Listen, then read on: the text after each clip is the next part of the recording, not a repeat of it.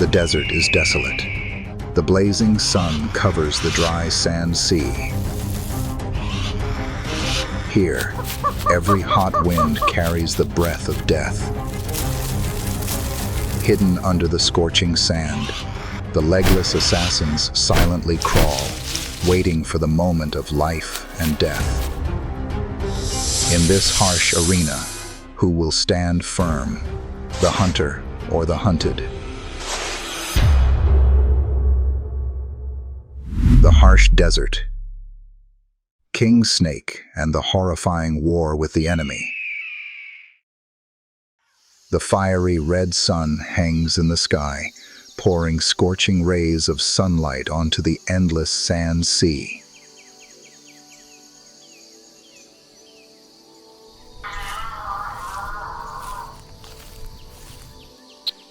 The skinny, sharp-thorned cacti stand bare like silent warriors fighting against the harshness.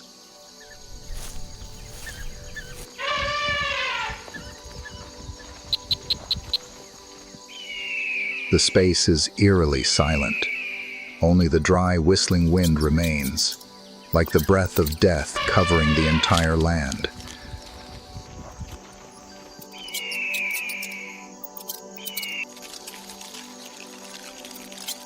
This seemingly arid and lifeless place hides terrible predators, and soon, a terrifying battle will erupt.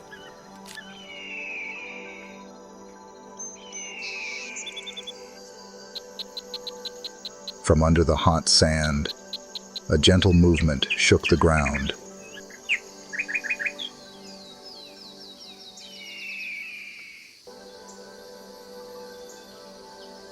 A black and white head emerged, its sharp eyes sparkling under the blazing sun.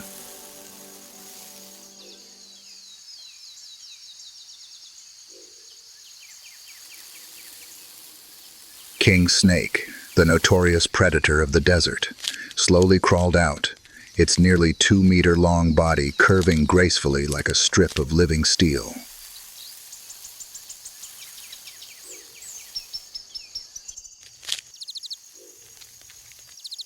The alternating black and white scales formed a brilliant but powerful pattern, reflecting the sunlight like a deadly warning.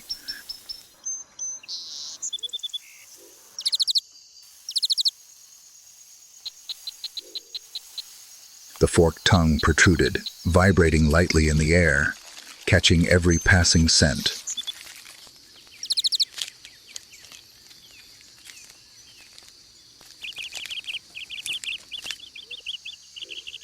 It moved slowly, but surely, silently like an assassin. Each muscle coiled, carrying within it the power to crush any enemy.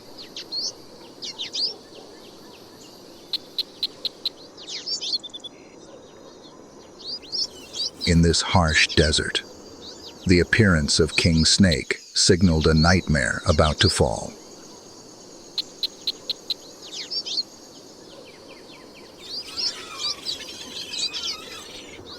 Amidst the dappled shade on the sand, a sinuous figure appeared.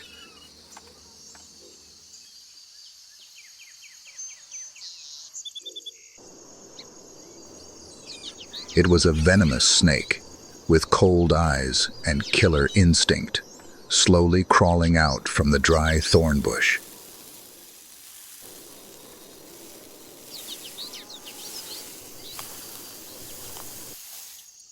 A deadly silence fell, signaling a fierce confrontation between two legless assassins of the desert.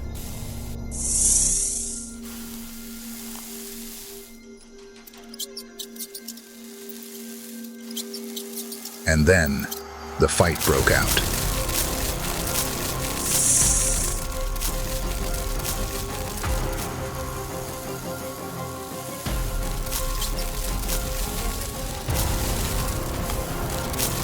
In just a moment, silence returned to the desert.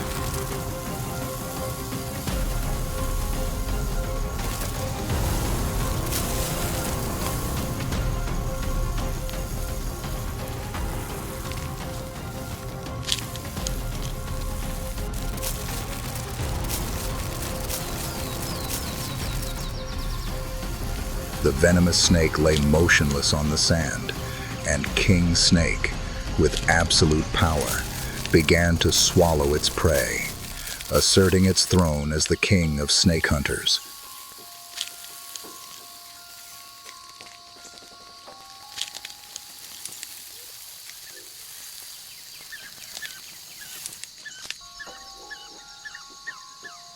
In the harsh world of the desert, where life is always challenged every moment, King Snake is not just a predator. It is a symbol of survival instinct.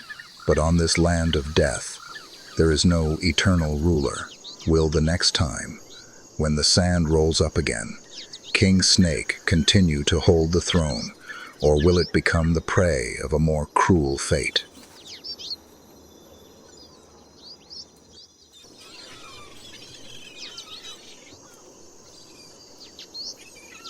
The sun gradually set behind the distant mountains, the fiery red light fading on the vast sea of sand.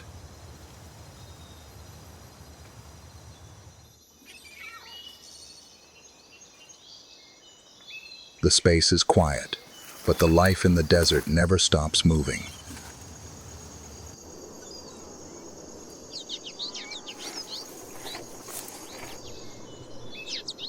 Right next to a low thorn bush, from inside a small cave, another figure slowly appears.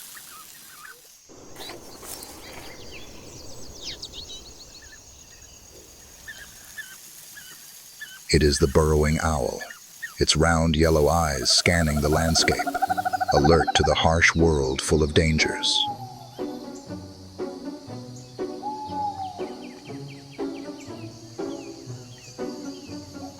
With a height of only about 20 centimeters, the burrowing owl has a small body but exudes agility.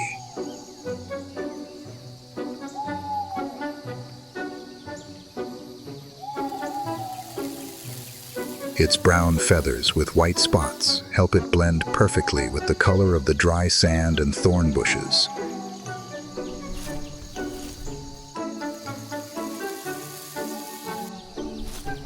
Its legs are unusually long compared to other owls, allowing it to run quickly on the scorched ground instead of relying only on its wings.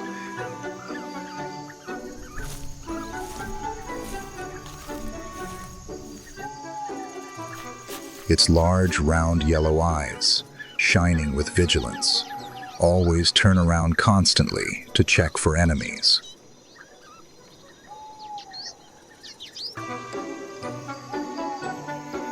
Unlike most of its relatives, the burrowing owl nests right in the burrows of abandoned rodents, sometimes digging more to expand its shelter.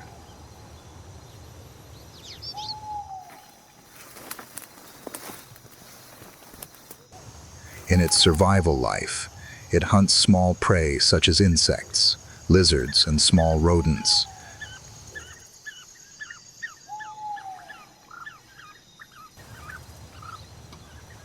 Despite its small size, the burrowing owl is always threatened by formidable enemies such as snakes, foxes, and large birds of prey.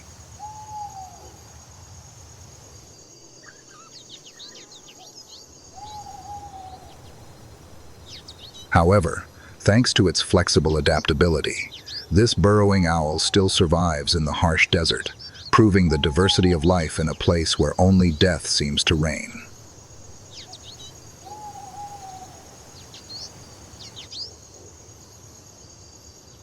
The hot wind continued to sweep across the sand sea, stirring up clouds of hazy yellow dust.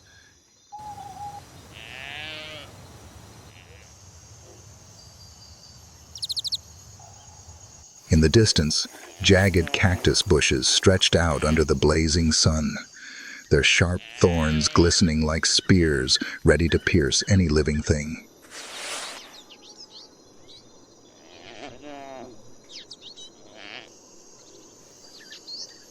From afar, a small black shadow darted across the bright sky.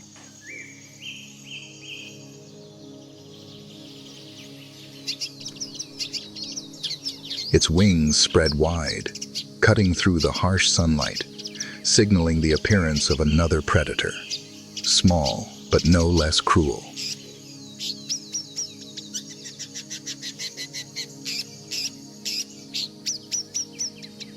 It was a shrike, with a body length of only about 20 to 23 centimeters and a weight of less than 50 grams. At first glance, it looked like a harmless little bird.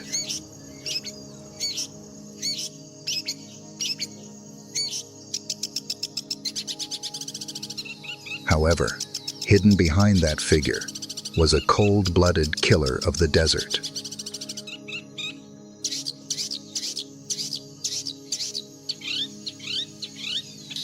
Its light gray plumage mixed with white. Its wings and tail stood out, and the dark black streak extending through its eyes made it look like it was wearing a warrior's mask.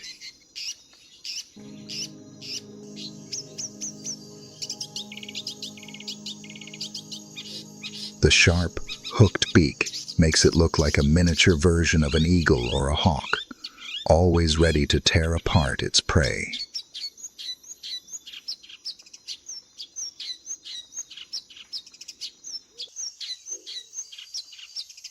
The hunting instinct of the shrike makes even the small animals around it terrified.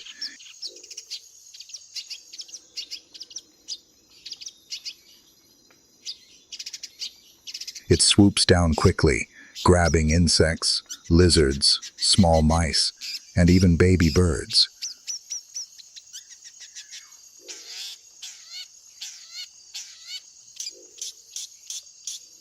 The creepy thing is that after killing, it often pins the prey's body to cactus thorns or sharp branches to gradually tear the flesh, turning it into a haunting warehouse of death.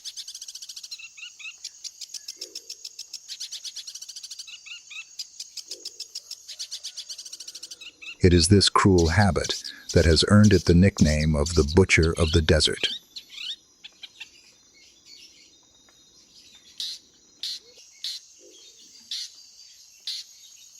During the breeding season, usually in spring and early summer, the male bird brings food and performs fast flights to attract a mate.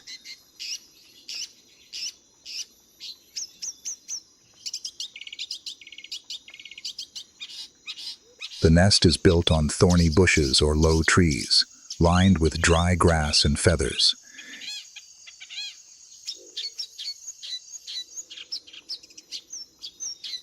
Each clutch usually has from 4 to 7 eggs, incubated for about 2 weeks.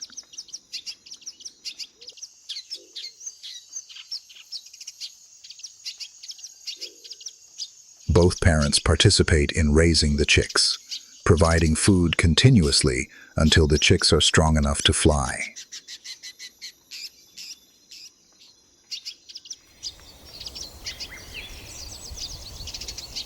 However, despite being a notorious killer, the shrike cannot escape the cycle of life and death.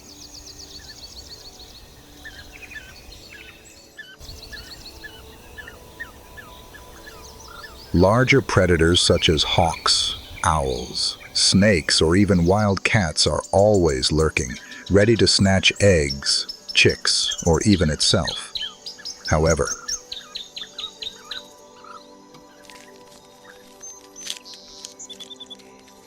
thanks to its cruel instincts and tenacious adaptability, the shrike still survives and becomes a living testament to the harshness and diversity of life in the burning desert.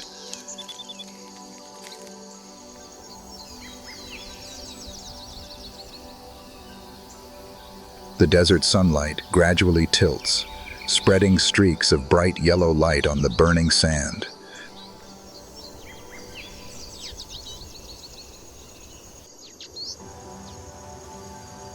The deep sky is like a shimmering blue mirror, where each hot wind rolls up into vague waves.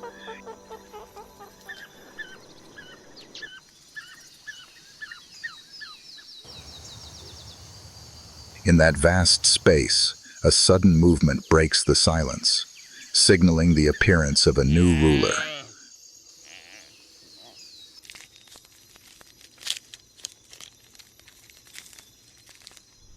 From above, A black shadow with wingspan of more than a meter suddenly glides across the bright sky.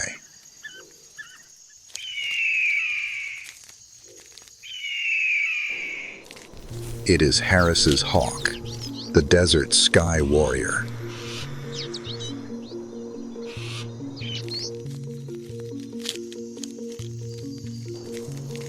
The dark brown plumage with white patches stood out in the sun. The golden legs were full of strength, and the sharp hooked beak shone with a deadly look.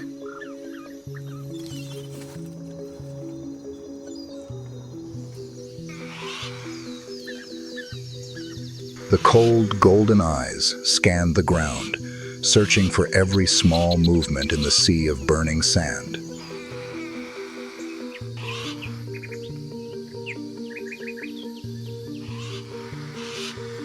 Unlike other solitary hawks, the Harris's hawk rarely knew how to coordinate in a flock.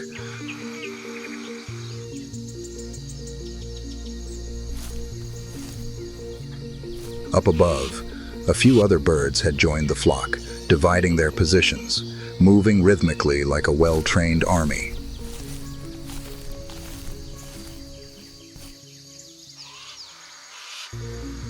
They began a siege from the sky, a hunting tactic unique to this bird.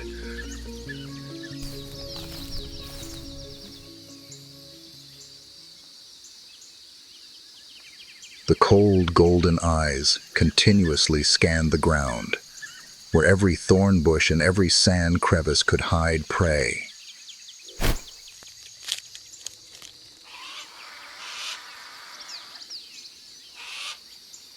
One suddenly tilted its wings, its claws slightly retracted, its gaze locked on the small figure wriggling under the dry thorn bush.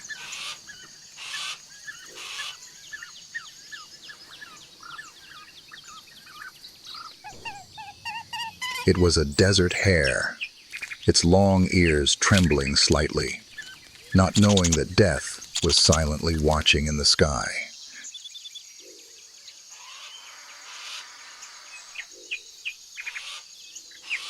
The air seemed to freeze, the flock tensed.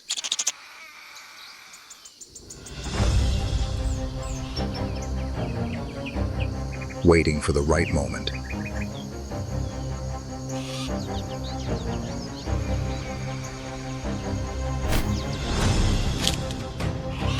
Suddenly, it swooped down.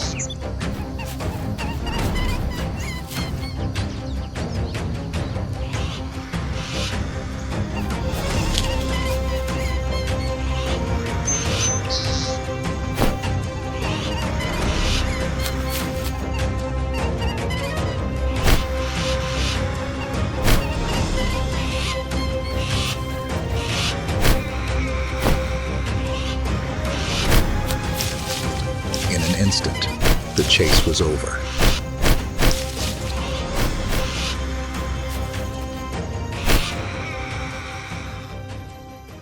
On the scorching sand, the rabbit was motionless, becoming a feast for the warrior who knew how to hunt with perfect tactics.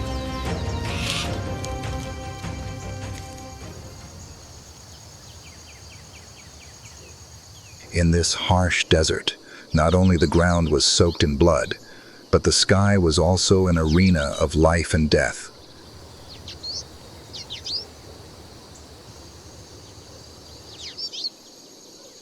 Harris's hawk, a rare cooperative bird of prey, is a testament to the power of tactics and solidarity in the wild.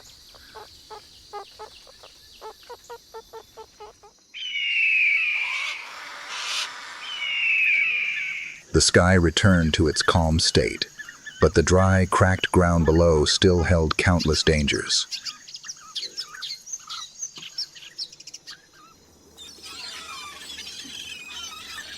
In the desert world, when a ruler had just retreated, there were always other figures ready to take their place in the endless cycle of life and death.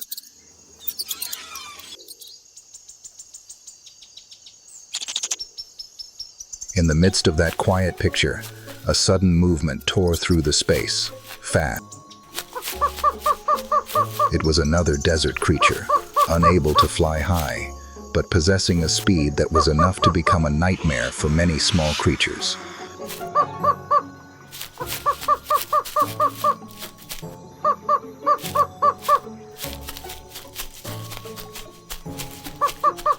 Appearing on the burning sand was the Roadrunner, a small bird, but famous for its extraordinary speed.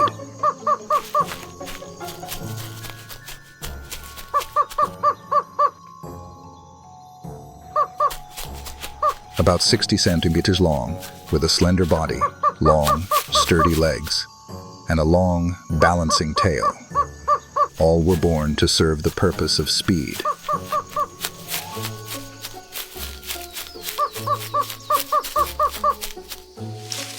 The dark brown feathers with white stripes help sharp eyes always darting around, catching every smallest movement of its prey.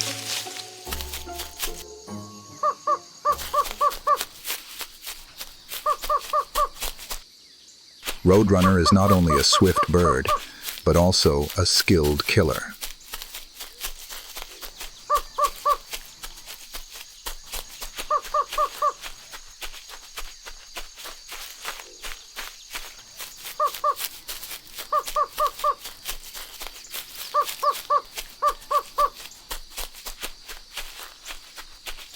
Unlike many birds that rely only on their wings, Roadrunner rarely flies, but instead has a running speed of more than 30 km/h, enough to make it a ruler of the scorched earth.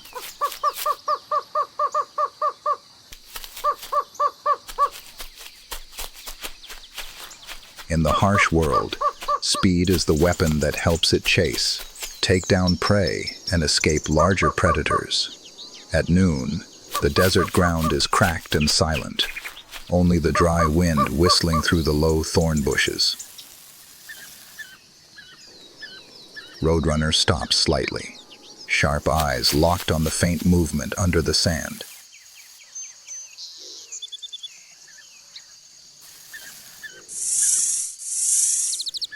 A small snake is slowly slithering out, its forked tongue sticking out continuously, completely unaware that it has been targeted.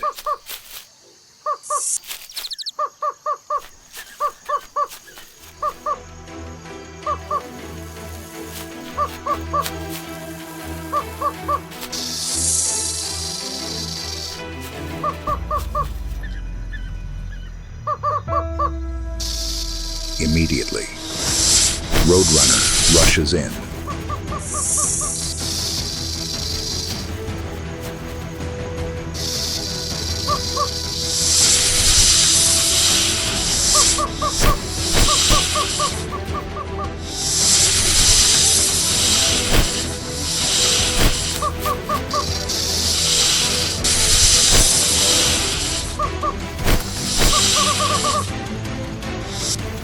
The short but brutal fight ends in the blink of an eye.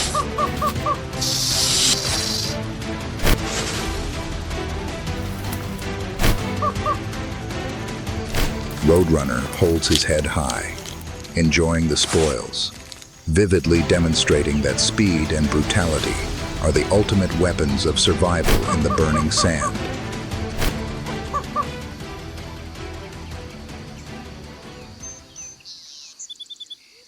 In this harsh world, it is not just a small bird, but a symbol of agility and determination, one fast enough, fierce enough to survive where death lurks every moment.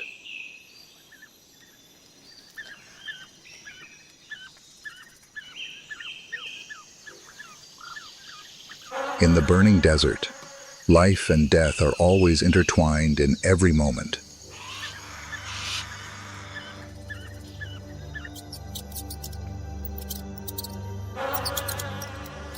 Here, the hunter and the hunted are only a breath apart, and no throne lasts forever.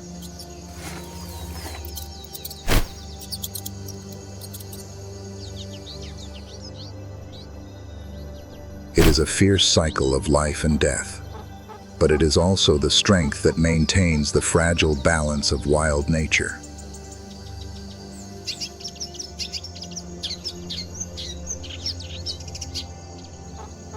Do you believe that there is another species strong enough to defeat king snake in this harsh arena?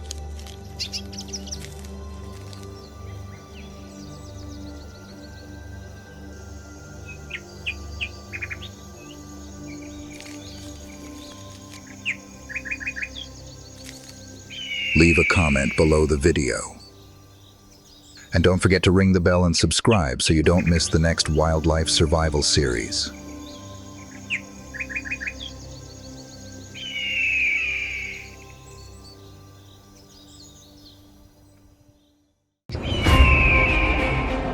On the fierce Ethiopian plateau, the red dawn shines down on the steep cliffs and deep valleys.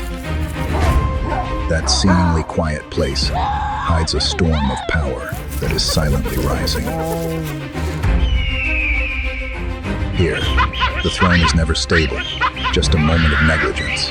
Blood will be shed to determine the ruler.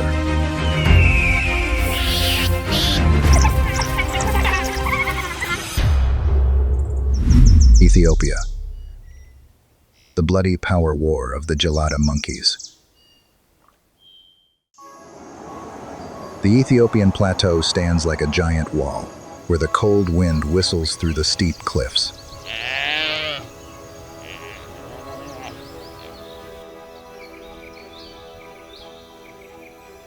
The red dawn shines down, turning the dry, rocky land into a fiery arena.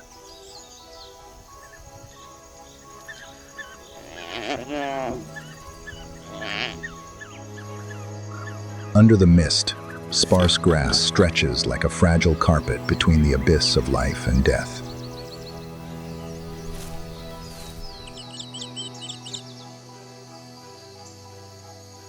In this harsh place, the silence is just a cover for the storms of power that are waiting to explode.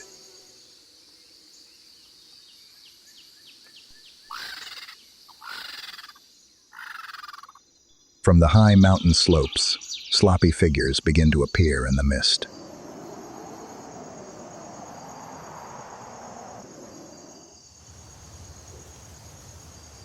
These are the special inhabitants of the Ethiopian plateau, the Gelada monkey, a primate species found only here.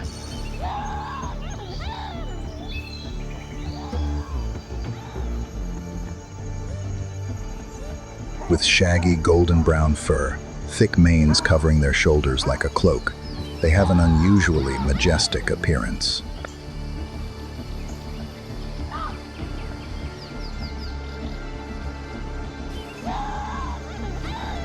On their chests stands out a bright red patch of skin, shaped like a drop of blood, a distinctive mark, like a flame of power, always burning among the herd.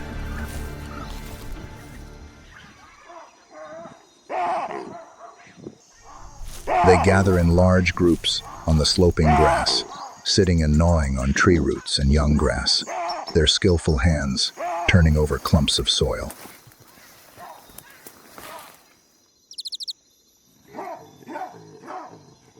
But behind that peace is a complex society where power and territory are decided only by violence.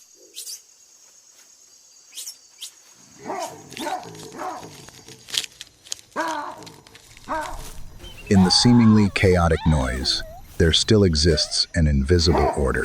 Each small group revolves around a dominant male with a group of females and young.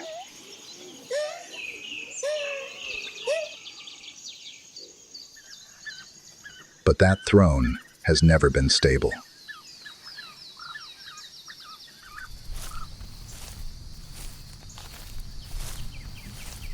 On the slopes of Ethiopia, the tense eyes of young males are burning with ambition.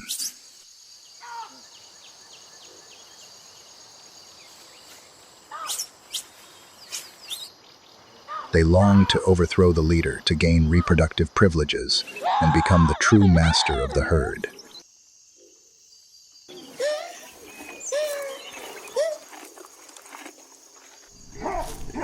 If the leader shows even a hint of weakness, the fragile order will immediately crack.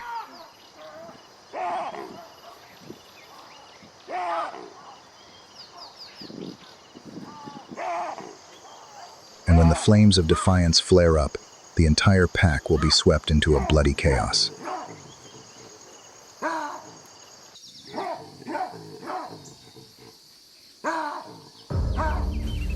A loud roar tears through the tense atmosphere.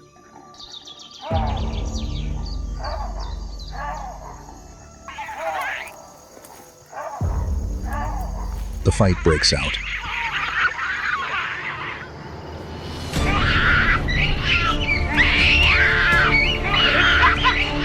Screams echo across the mountainside. The females retreat quickly.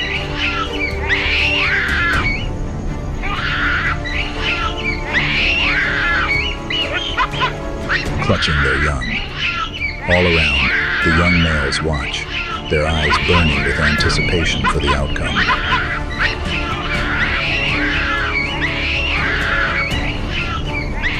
The screams echo and then gradually subside.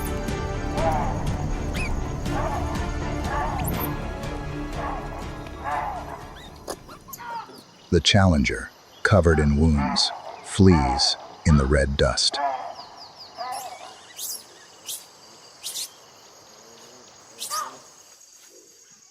Order is restored, but the air still smells of blood, and the unease never fades.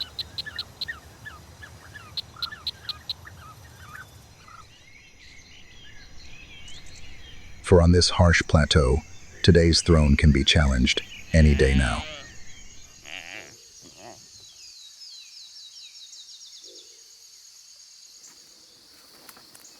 In another corner of the sky, the sun rises high in the Ethiopian sky, its golden light pouring down on the steep rocky slopes.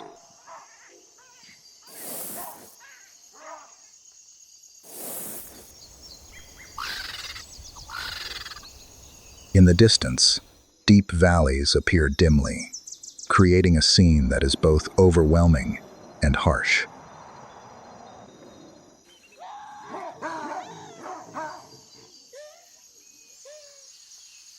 A graceful figure looming among the brick-red grass is the Ethiopian wolf, the rarest wolf on the planet, and also the only one still existing in Africa.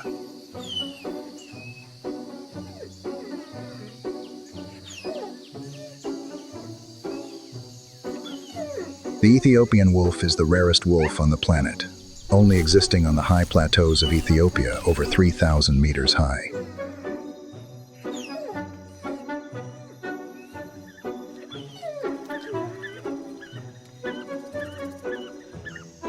They have a long body, bright brick-red fur mixed with white on the belly and legs, a sharp face with large upright ears, looking more like a fox than a wolf.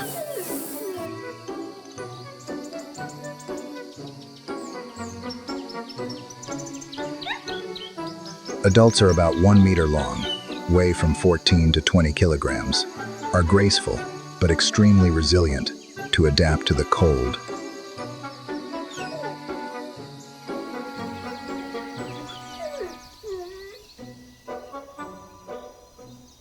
Arid mountains. Unlike wolves that hunt in large packs, Ethiopian wolves usually hunt alone or in pairs.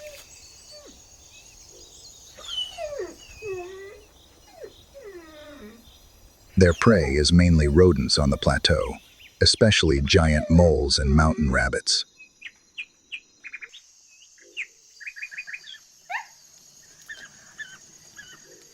They patiently stand motionless for hours, ears perked up listening for every little noise underground, then suddenly leap and catch their prey with a precise bite.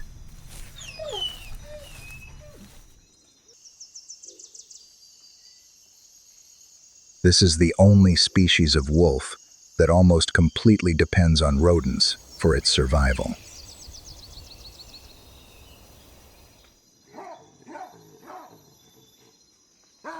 Ethiopian wolves usually breed seasonally, mainly from October to December, when food sources are abundant.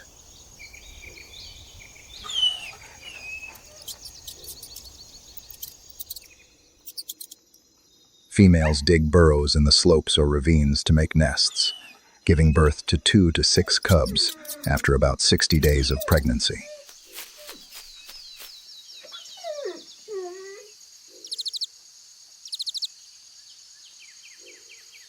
In particular, the entire pack, including males and non-reproductive females, helps to raise and protect the cubs, helping to increase the chances of survival in the harsh environment.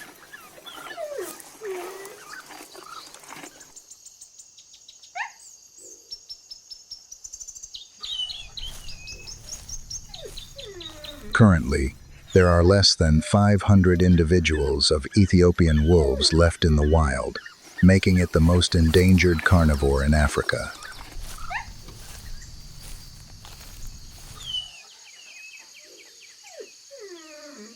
They are considered a rare symbol of the Ethiopian plateau and are the only wolf species living in Africa.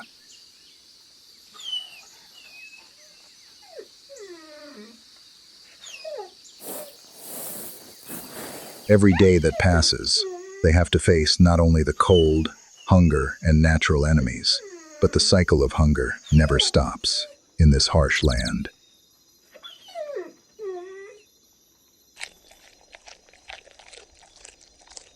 The order of survival here is as fragile as a thread, and the Ethiopian wolf is a living testament to the resilience, but also full of tragedy, of life on the plateau.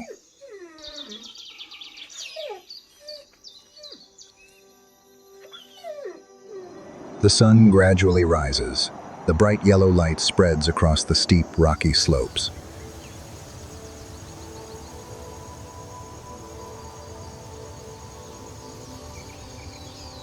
The dry wind sweeps through, stirring up clumps of red dust that float in the thin air of the plateau.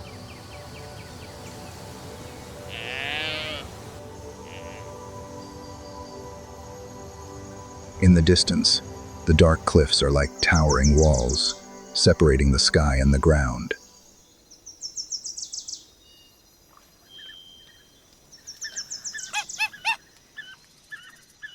On the steep cliffs, life still clings tenaciously, challenging the harshness of Ethiopia.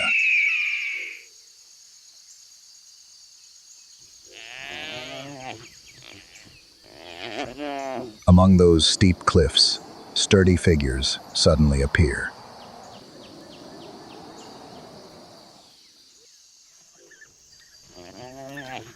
That is the Walia ibex, a mountain goat endemic to Ethiopia, the masters of the dangerous cliffs.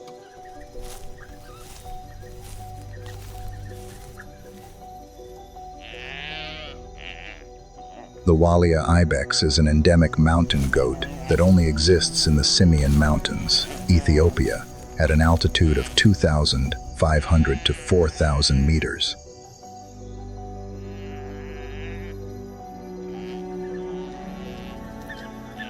Adult males are distinguished by their huge curved horns, which can reach over 1 meter in length, curved into a crescent shape, which are both weapons and symbols of power.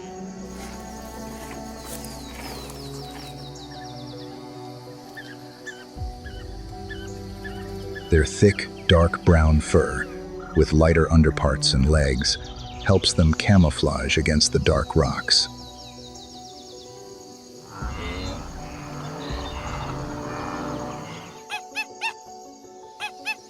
Males are usually much larger than females, weighing an average of 80 to 125 kilograms, while females weigh only about 60 kilograms.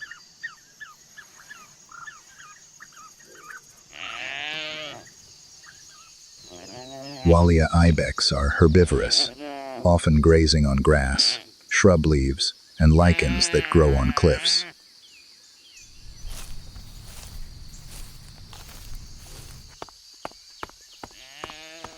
They have excellent climbing abilities, moving quickly on steep cliffs, where most large predators cannot reach.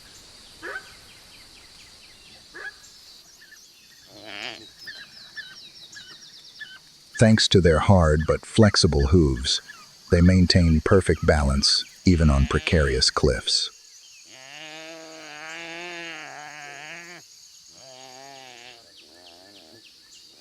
The breeding season takes place at the end of the rainy season, from September to November.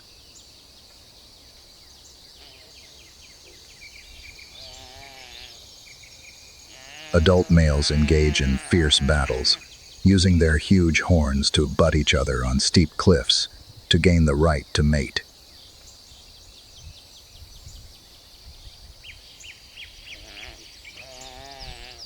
Females give birth to a calf after about 150 to 160 days of pregnancy, usually in the dry season, when conditions are safer.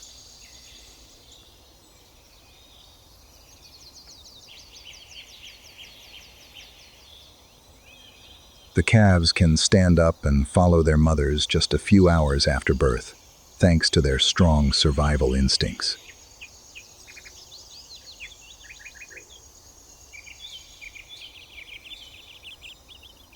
The Walia ibex is the only primate found only in Ethiopia, a national symbol and once on the brink of extinction.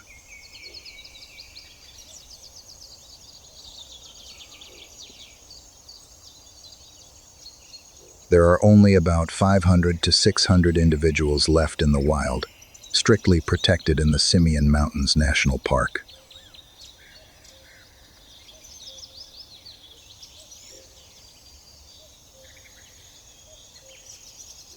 They are a symbol of Ethiopia's resilience, a creature that has chosen to live in the most dangerous places to maintain its existence.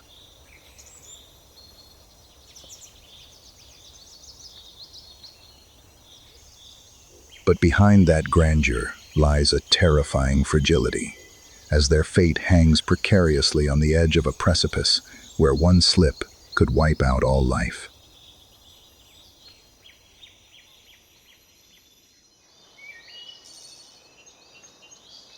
The sun sets in the west, a golden light spilling over the dark mountainsides and sinking into the deep valleys.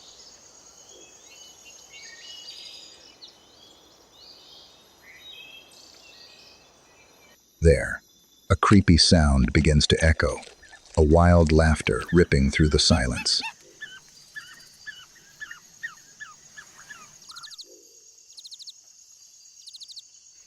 This land is the domain of the notorious nocturnal predators.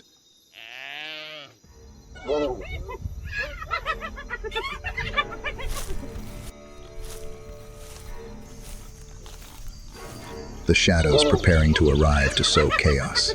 From the dust at the foot of the valley, dark shadows gradually appeared. They were spotted hyenas, the notorious predators of Africa. Their muscular bodies are about 1.8 meters long and weigh from 45 to more than 80 kilograms.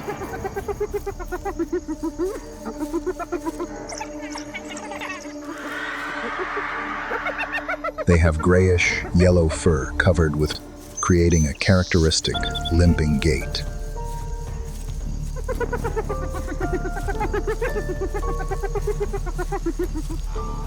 The head is large and flat. The teeth are extremely crushed, thick bones in just one bite.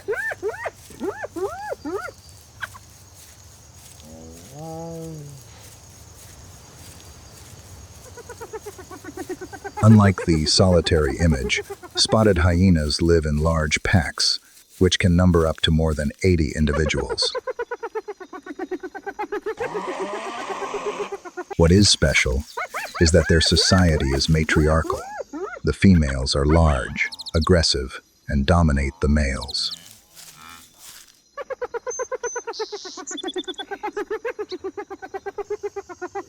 They coordinate extremely effectively in hunting, often taking down large species such as antelopes, zebras, and even buffalo.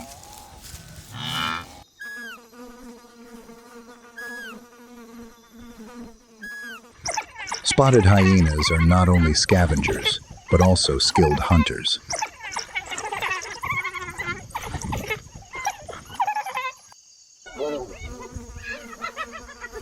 They are capable of running for dozens of kilometers, chasing their prey until they are exhausted.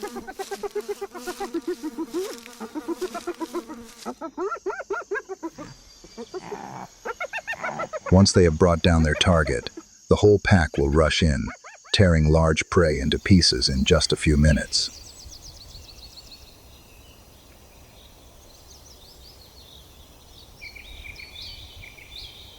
The afternoon gradually falls on the Ethiopian plateau. The red sunlight spreads like blood on the rocky mountain slopes.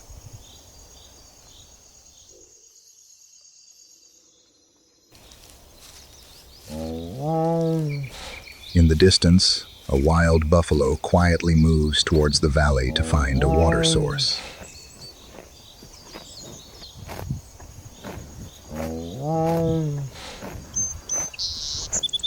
Next to the giant buffalo, there is a clumsy young one out of step. The hyenas have found an opportunity.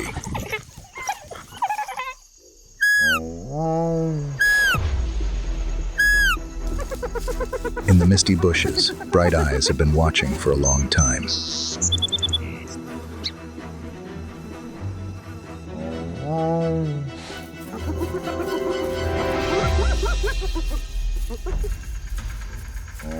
Suddenly, they attack fiercely.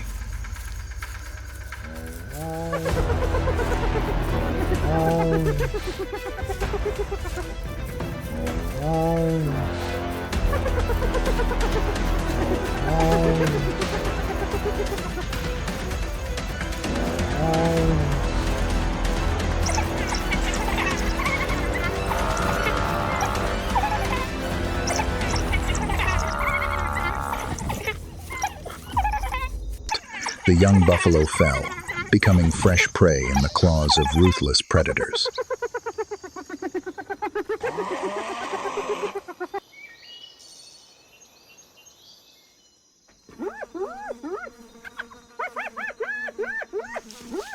When the night fell on the Ethiopian plateau, blood in the wind.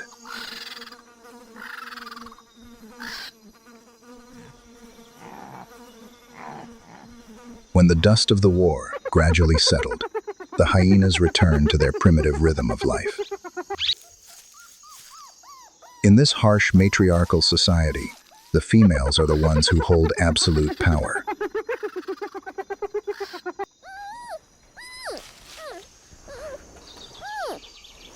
Will grow up to continue the cycle of life and death.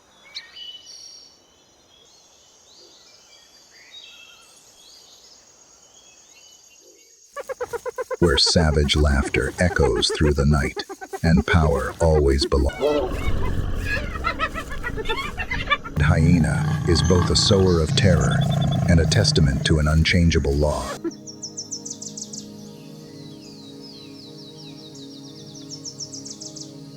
On the Ethiopian plateau, where towering cliffs embrace the sky, life and death go hand in hand in every breath.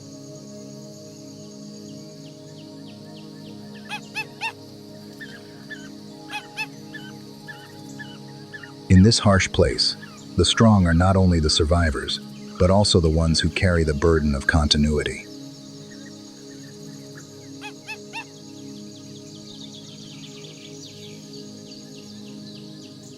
What do you think is more cruel? The fight for power within the pack, or the threat from predators out there?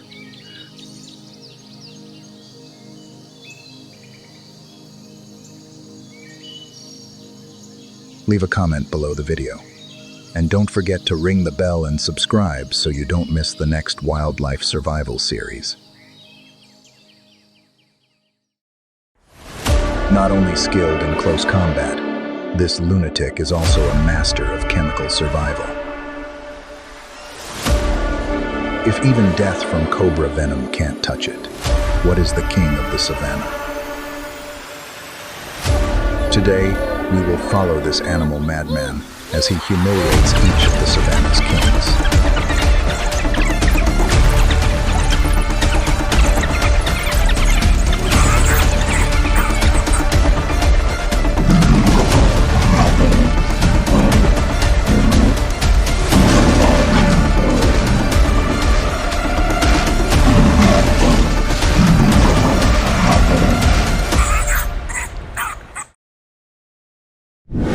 The mad honey badger.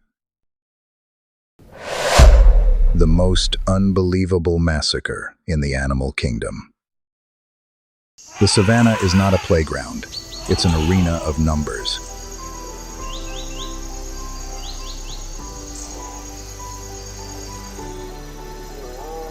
Here, weight is the measure of life, and size is the guarantee of power.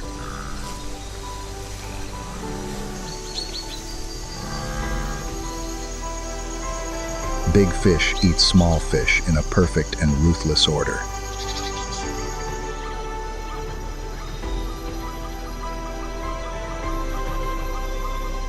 But today, a crack appears right in the middle of the sanctuary of these kings.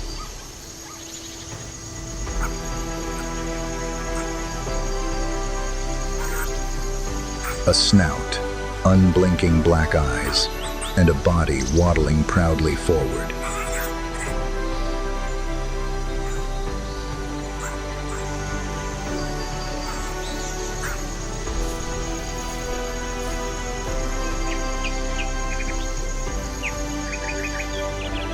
A honey badger, a creature weighing less than a lion's paw.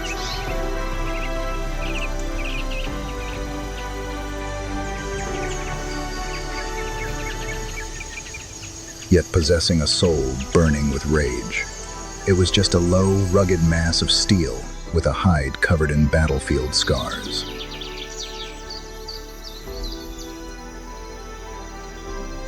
It had no rear guard, no allies, but possessed a weapon that struck fear into every predator.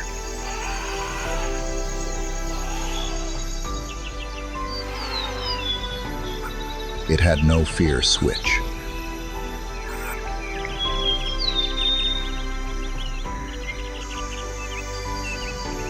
In its brain, the concept of escape had been erased.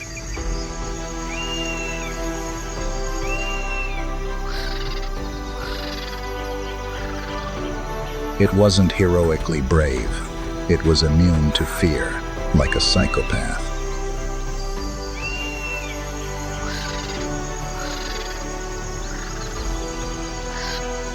To understand why a honey badger could act like a lone madman surrounded by giants, we can't use conventional logic.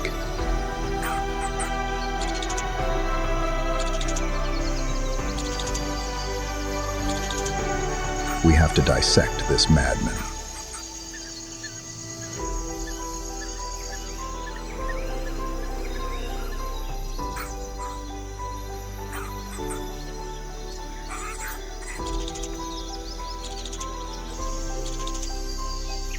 Look at that skin.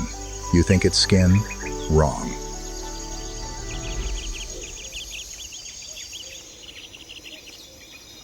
It's a loose rubber armor.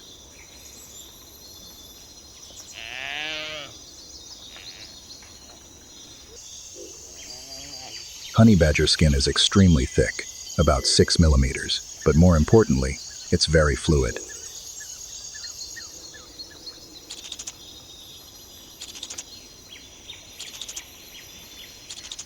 When bitten on the neck, a honey badger can rotate 180 degrees inside its own skin to bite back at the enemy's nose.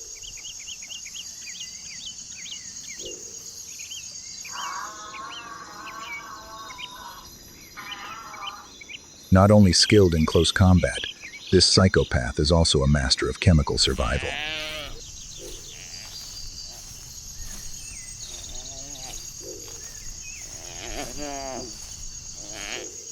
Even the most venomous predators on the African continent are nothing more than a quick meal.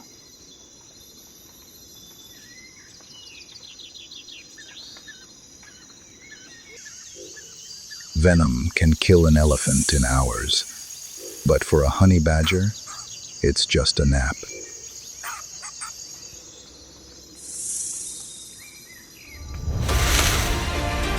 Its body is a rice-powered, blood-purifying machine, processing neurotoxins like a high-performance filter.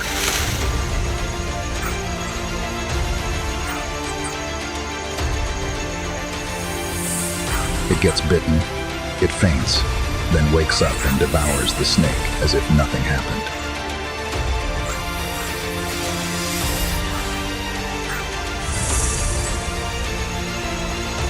This isn't bravery, this is superpower.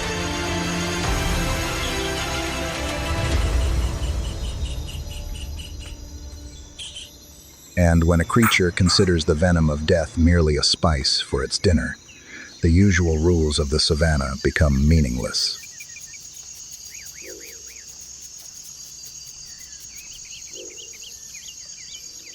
This insane solitary act is about to clash with a completely opposite entity, the iron discipline of the African wild dogs.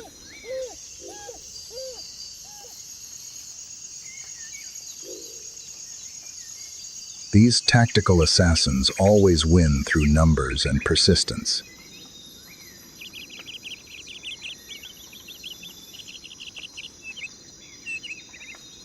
But today, the honey badger has crossed all boundaries of recklessness.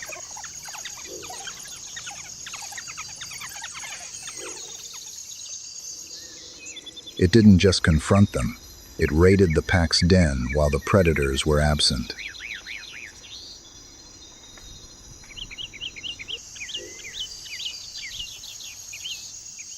A bizarre, reverse massacre officially began.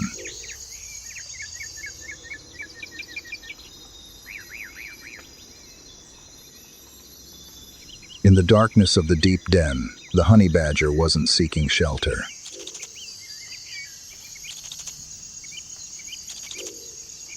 It was searching for prey.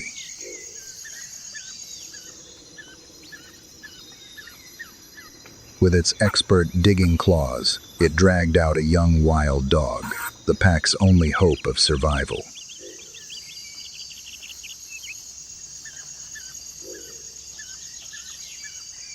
This was no longer a stroll. It was a death sentence the honey badger had signed for itself.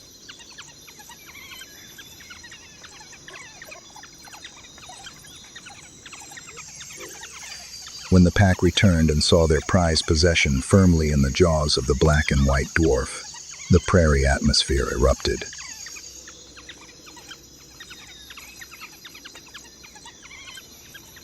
The pack closed in.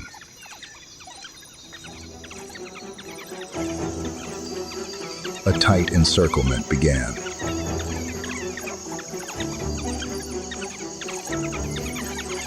Short, rapid barks exchanged information in rapid succession.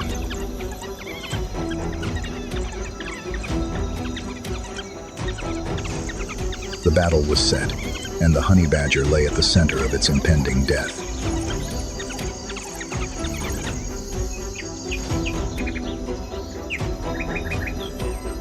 But just as the alpha dog lunged to deliver a probing bite to the rear, the scenario was suddenly shattered.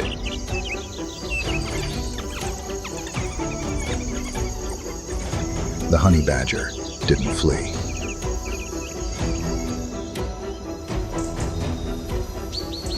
The honey badger charged straight into the muzzle of the gun, beginning to dance among the surrounding pack.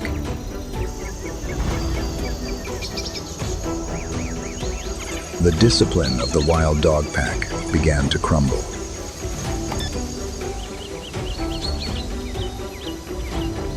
These predators, once the most resilient in Africa, were now the first to tire.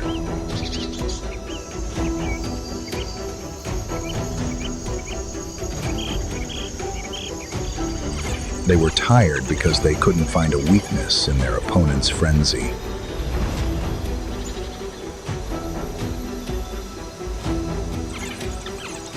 They were tired because of the presence of a creature that seemed unaware of fatigue or pain.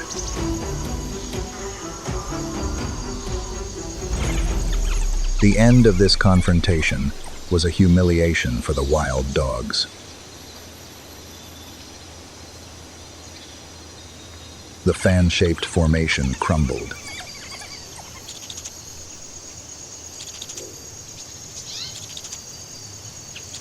The dogs began to retreat, keeping a safe distance and only barking from afar.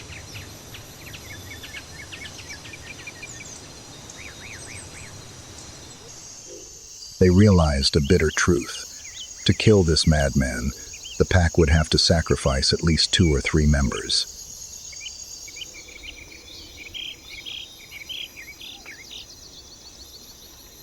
And in the mathematics of survival, That was a losing trade.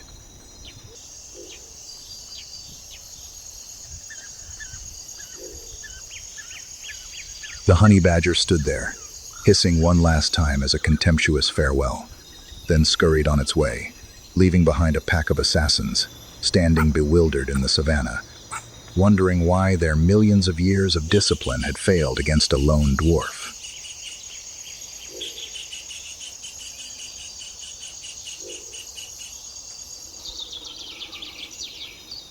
The honey badger entered the transitional zone between light and darkness.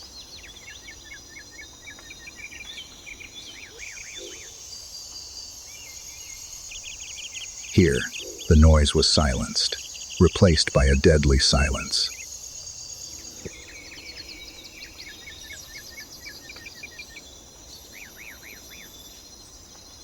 Because the madman's next opponent wasn't a boisterous crowd, but a solitary noble of the night.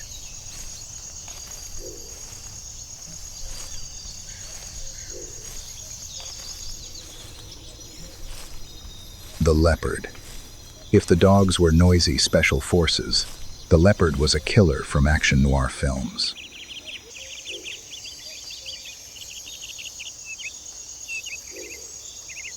It sat atop a branch, with the poise of a supermodel waiting on the runway, its body coiled like a steel spring wrapped in velvet.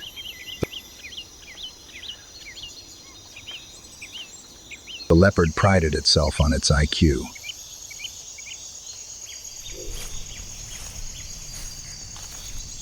It never engaged in a foolish hand-to-hand fight. It only appeared when certain its prey was on its menu.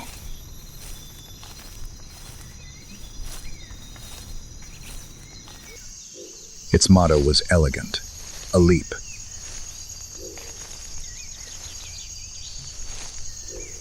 A bite to the neck, and an evening of high-flying feast.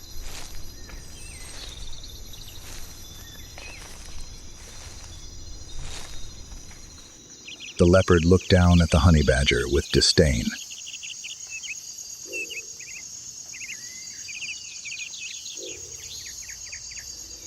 In its eyes, the black and white dwarf below was nothing more than a lost hamburger at a luxurious dinner party.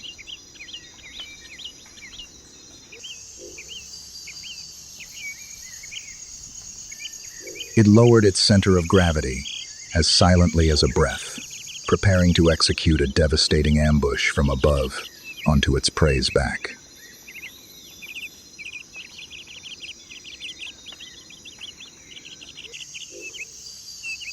The moment the leopard landed, a perfect jump that should have sent its prey reeling in terror, the honey badger executed a devastating spin.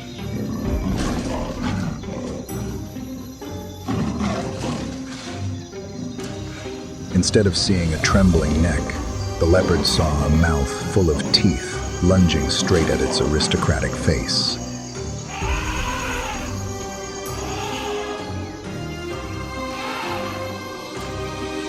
The honey badger's counterattack was so ferocious that the leopard, who valued its beauty and safety, was startled.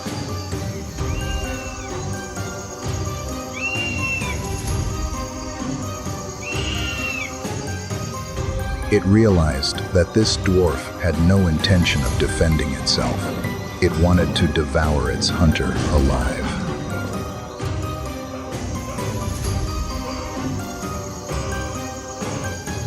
The honey badger's armored skin rendered the leopard's pounce useless, like trying to bite a rubber ball full of spikes.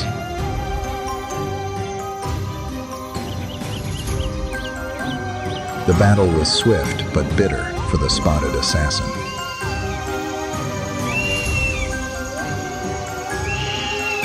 After a few exchanges of blows that nearly cost the leopard its signature nose, it decided that its pride wasn't worth a scar on its face.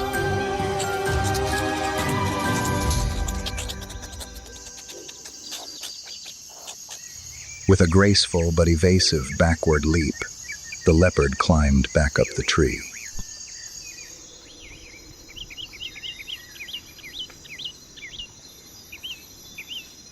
It sat there, licking its paws with a philosophical expression, trying to appear as if it had just conducted a field survey, not been slapped in the face by a dwarf.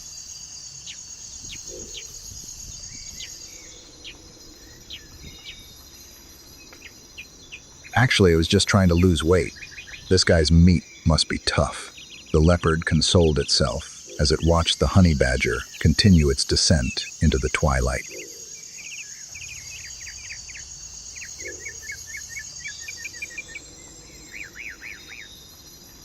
And so it was.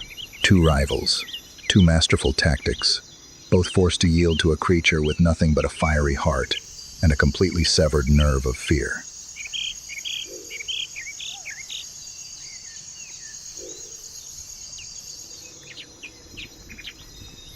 Leaving the shadows of the trees, the honey badger ventured out into the open plains.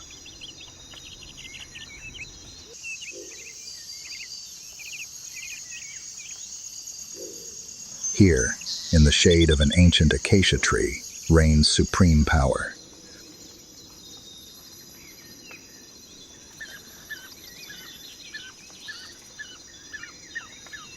A pride of lions rests.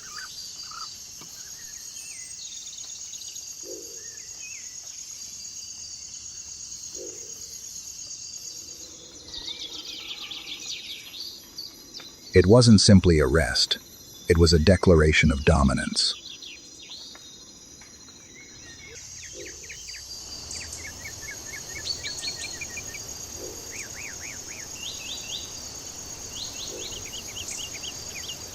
Hundreds of kilograms of muscle, claws as long as an adult's finger, and a pack system refined over millions of years to become the most perfect killing machine on the planet.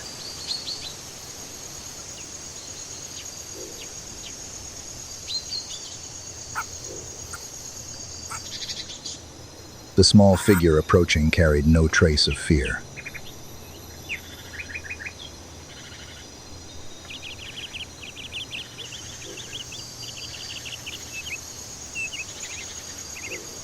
It trotted along, its black and white fur contrasting like a clown lost at a royal audience.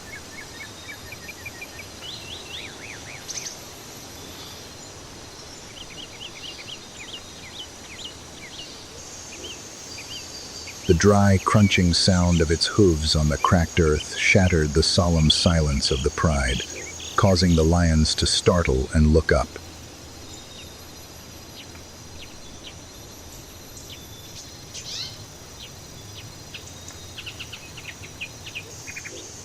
Through millions of years of evolution, lions' instincts had been programmed to deal with fleeing prey or large challengers.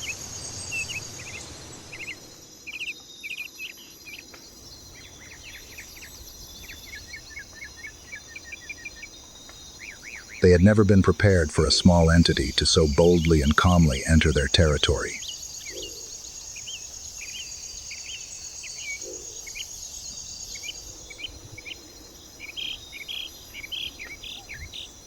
The lions began to stand.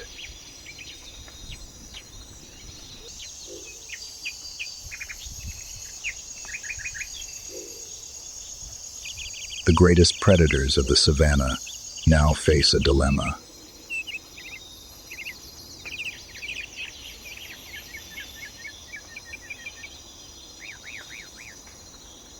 If they attack, they are certain to win.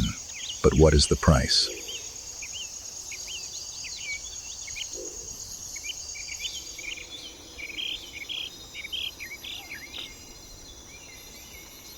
The honey badger is not a meal. It is a poisonous ball of thorns.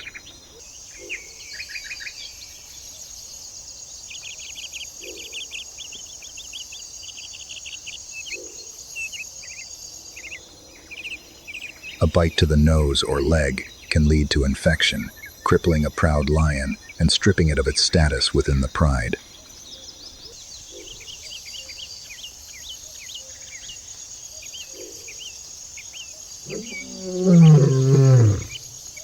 The mistake begins when a young lion decides to assert its dominance.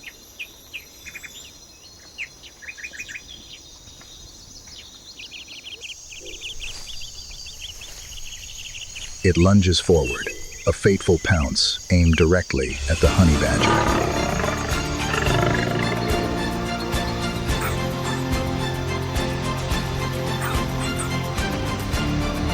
But that doesn't frighten the small animal at all.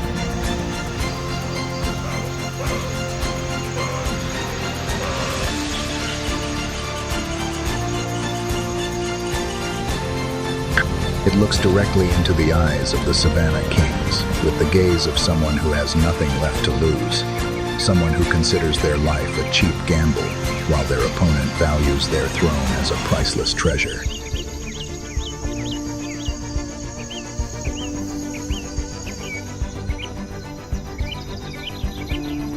The honey badger shatters the pride of the lions, charging straight to the edge of the pride.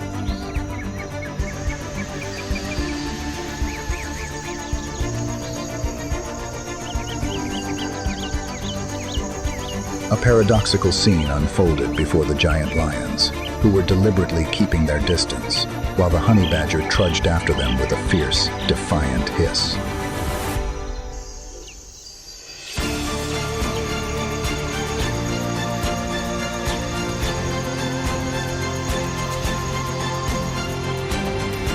The lions realized that eliminating this madman wouldn't be difficult with sheer numbers, but the price of confronting someone who disregarded their own life was the potential for injuries that could cost them their thrones.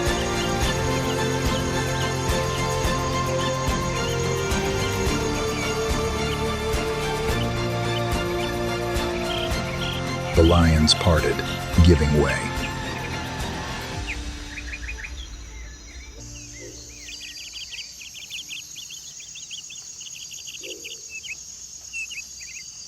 The honey badger stepped through the barrier of fangs and claws, head held high, continuing its solitary journey deep into the plain.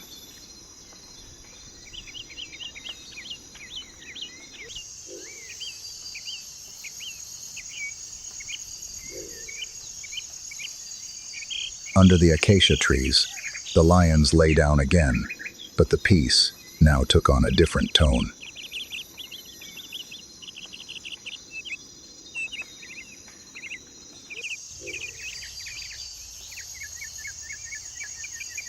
They had just realized that even kings have limits, and sometimes the absolute freedom of a small individual is more powerful than an entire kingdom.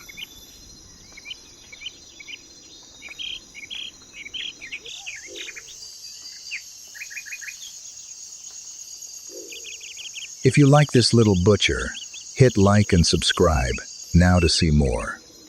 Profiles of tiny monsters.